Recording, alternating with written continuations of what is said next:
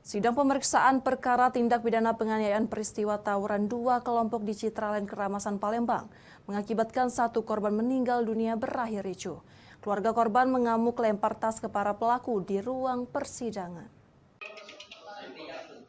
Kericuhan di ruang persidangan ini terjadi ketika majelis hakim usai mendengarkan keterangan para terdakwa di saat ketiganya mau berdiri meninggalkan kursi pesakitan dan hendak memeriksa keterangan saksi saat kejadian tawuran yang menyebabkan korban M. Putra Alam tewas. Pihak keluarga korban yang turut hadir di dalam ruang sidang Cakra Pengadilan Negeri Palembang emosi mendengar penyangkalan para terdakwa. Keluarga korban mengamuk histeris dengan melempar tiga terdakwa yakni Rian, Fadil, dan Miko Aprilian dengan menggunakan tas. Meskipun di dalam ruang sidang dikawal ketat oleh beberapa petugas kepolisian.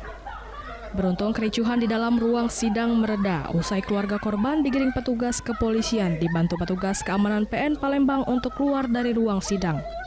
Meski begitu, suasana emosional masih terasa hingga di luar ruangan persidangan.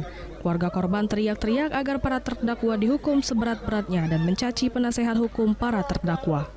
Bu, ngapu kita marah-marah nih, Bu?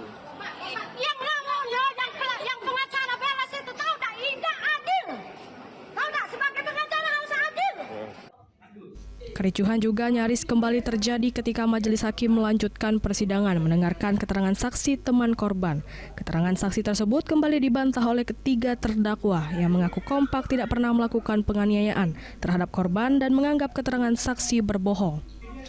Sontak mendengar tanggapan dari para terdakwa itu, pihak keluarga korban pun emosi lagi hingga terpaksa membuat majelis hakim menegur pihak keluarga korban berkali-kali. Dari Palembang, Guntur, iNews melaporkan.